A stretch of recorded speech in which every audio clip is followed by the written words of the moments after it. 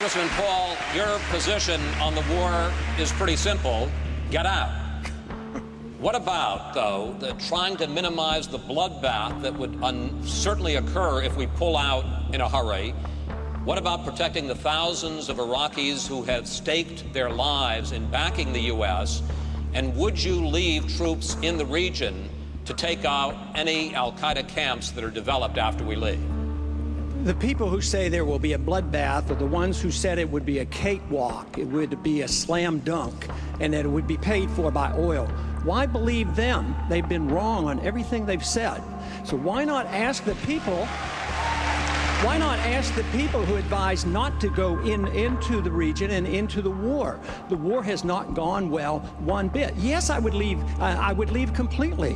Why leave the troops in the region? It was the fact that we had troops in Saudi Arabia was one of the three reasons given for the attack on 9/11. So why leave them in the region? They don't want our troops on the Arabian Peninsula. We have no need for our national security to have troops on the Arabian Peninsula.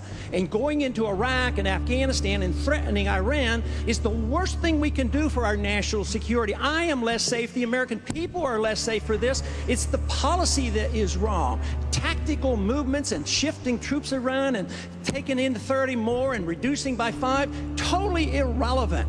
We need a new foreign policy that said we ought to mind our own business, bring our troops home, defend this country, defend our borders. So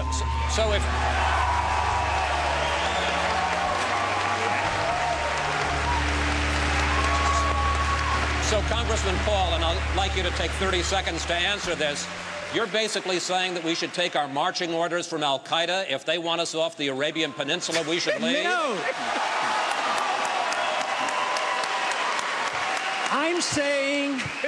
I'm saying we should take our marching orders from our Constitution. We should not go to war. We should not go to war without a declaration. We should not go to war when it's an aggressive war. This is an aggressive invasion. We've committed the invasion of this war, and it's illegal under international law. That's where I take my marching orders, not from any enemy. Over this way.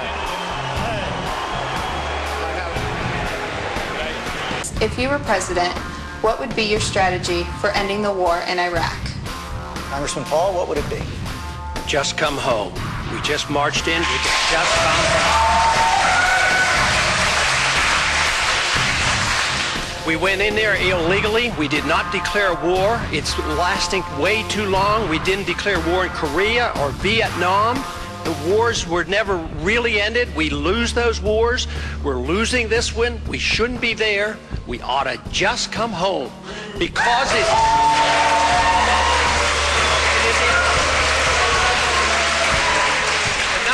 reason, it's in our national self-interest and for our national security. Think of our defenses now, how run down they are. What is the morale of our military today when they're sent over there for 12 months and then they're kept for another 3 months? They come home and less than a year's rest, they're sent back again. Congress is currently trying to change the rules so we give these men an adequate rest. This war is not going well because the foreign policy is defective. Our responsibility is to spread democracy here, make sure that we have it. This is a philosophic and foreign policy problem because what the president was saying was just a continuation of Woodrow Wilson making the world safe for democracy. There's nothing wrong with spreading our values around the world, but it is wrong to spread it by force. We should spread it by setting an example and doing a good job here. Threatening Pakistan and threatening Iran makes no sense whatsoever. We went in and I supported going after the al-Qaeda into Afghanistan, but lo and behold, the neocons took over. They forgot about Osama bin Laden, and what they did, they went into nation building not only in Afghanistan, they went unjustifiably over into Iraq, and that's why we're in this mess. What's your first action as president? First action? First action. Where you have the most authority is on your commander-in-chief of the military, not commander-in-chief of the people. You're commander-in-chief of the military, and you can design foreign policy, and you could change the world within weeks about just changing attitudes, saying that we're backing our Navy off, removing the sanctions on Iran. We'll talk to you. We've talked to the Soviets. You guys aren't any more threatening to me than the Soviets were. And bring the troops home from Iraq. give them a motivation to start talking to each other. The world would change. I bet oil would drop $20 a barrel. Just because right now it's up to 92 because of the threat. That to me, the higher the oil prices go, I think it's the closer we're getting to the people in the know behind the scenes on that. We're getting closer to action against Iran. A true terrorist is a very, very weak person. And we think of them as every place, all over the place, and they're monstrous, and we're so intimidated by the fear that they're able to build up. But they're very, very weak individuals. They don't have a country, they have no political base, and they really don't have an army. That's why they have to use, a bomb here and there, or a knife here and there, and they have to create terror.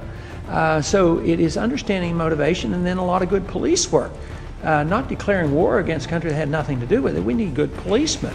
And this is a police activity. I wouldn't send private companies over there at taxpayers' expense, trying to avoid the use of our military. That's what we've drifted into. We've never done it like this. They talk about, 150,000, 160,000, but it may be double that. It's probably over 300,000. They count contractors, but not subcontractors. So there's a lot of Americans over there. We do well in providing a military defense of this country pretty well. It's the policy of foreign intervention is bad. If you just had limited to defending this country, I would say that nobody can touch us. We should feel perfectly safe, from any country ever invading us, at least in the foreseeable future. Well, I'm not going to leave you alone. I want you to get mad. Our expansive foreign policy is draining great wealth from the American people, and yet our foreign interventionism is creating enemies all over the world. But I would like to address an area of particular concern, which is our policy in the Middle East. Many Americans and many members of Congress are fearful that we are about to dramatically expand the war in the Middle East to include hostilities against Iran. We are escalating our sharp rhetoric toward Iran. We are deploying an additional carrier group and Patriot missiles to the region. And although Iran has approached the United States to establish a serious dialogue 2 times since 9/11, they have been rebuffed both times. Unproven charges against Iran's nuclear intentions are eerily reminiscent of the false charges made against Iraq before we invaded that country. What little information we do have about Iran is coming from similarly dubious resources, the terrorist organization known as MEK, for example. The Iranian Ahmad Chalabis are all lining up and feeding us self-serving information about Iran, it seems. Unproven accusations of Iranian support for the Iraqi insurgency are now serving as a pretext for this escalation. Pressed for proof of dramatic claims of Iranian involvement in Iraq, the administration keeps promising that they are compiling it. This sounds like Iraq, where accusations came first and proof was supposed to come later, only that proof never came because the accusations turned out to be false. Here's what we do know. The Iranians are very unlikely to support the Iraqi Sunnis and Baathists. They consider the Sunni Iraqis the enemy. However, some 99% of all the attacks on U.S. troops occur in the Sunni Arab areas carried out by Ba'athist or Sunni fundamentalist guerrilla groups. How does that compute with administration claims that Iran is playing the major role in the insurgency? Realistically, the Iranians do have a justifiable self-interest in dealing with Iraq, a neighbor cast into civil war as a result of our U.S. invasion. All I know is that first, you've got to get mad. You've got to say, I'm a human being. God damn it! My life has value! My life has value! My life has value!